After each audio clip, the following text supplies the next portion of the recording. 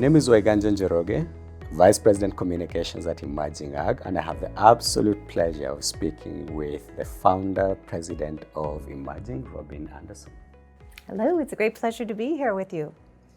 Lovely getting an opportunity to sit down, Robin, and you have done a tremendous job putting together a company that is creating impact at the right level, supporting partners and clients on a number of issues. Would you give us a bit of an insight into who is Emerging Ag? Well, Emerging Ag is the amazing team that is its constituent parts and the environment in which we operate, which is composed of all of the clients that we work with.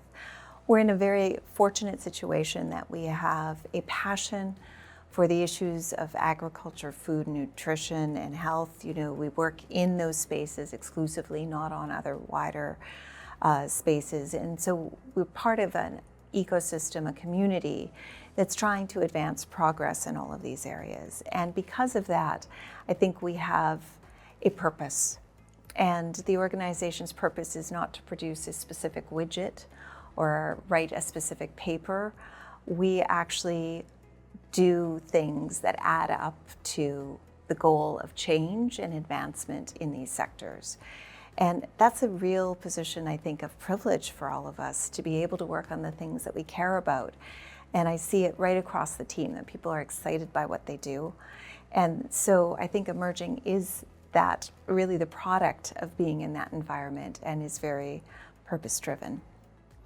Indeed, you have brought together an amazing team of wonderful colleagues from around the world, Robin.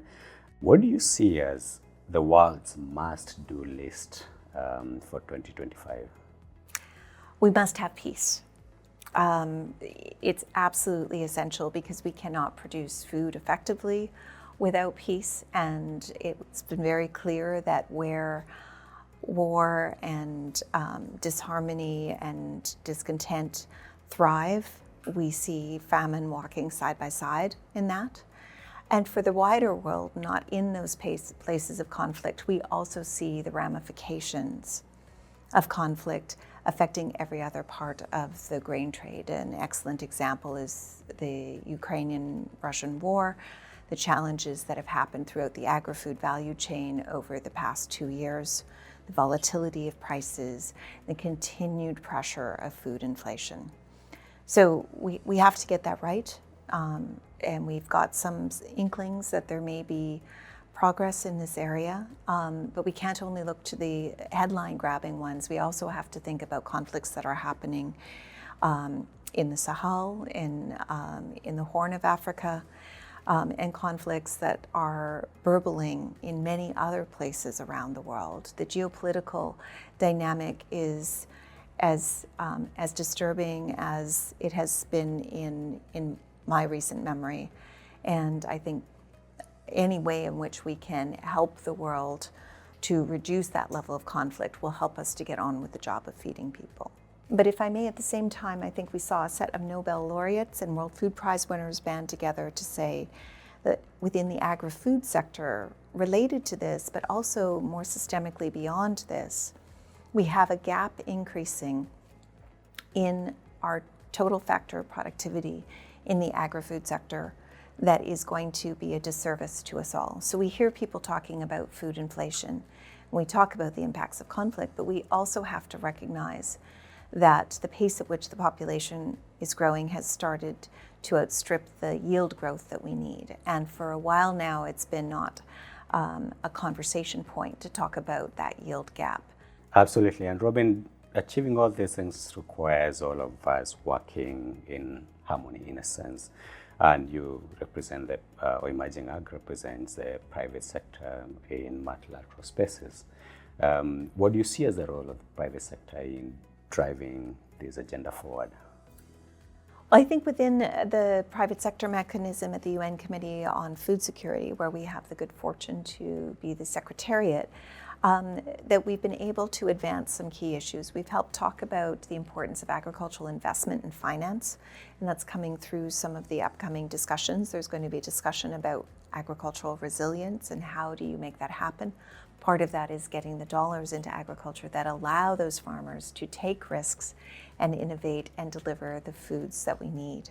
I think the other areas that we've been able to talk about is the core value of innovation itself, being open to do things in new ways, which could involve a technology, a very advanced variety, for instance, or a new solution on biopesticides. We can do all of those things. But innovation is also about finding new ways to work together. And I think some of the things that have gone most unsung are the work we've seen on improving value chains to be more inclusive, to think about ways in which we can make sure that more money gets directly into the hands of farmers, whether that's e-payment systems, whether that's new, easier contracting solutions, or much more advanced ways to pull through value chains through e-technologies. So e-commerce is giving access to a more diverse market to some of our agricultural producers. So it's pretty exciting stuff, really.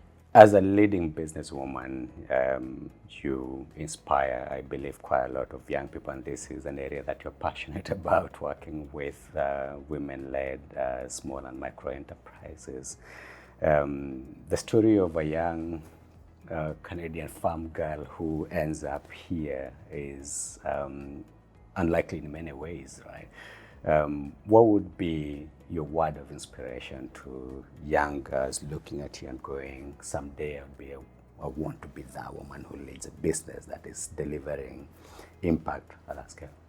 Well, I do get to pinch myself a lot and say, how did I get from Dugald to doing some of the things I do? And yet I also love being at the farm in Dugald. So I think part of that journey is to appreciate all the things that you've come from and embrace them and not feel like you're leaving them, but to find strength from those roots. And that's really been my journey in agriculture, is that I came from that.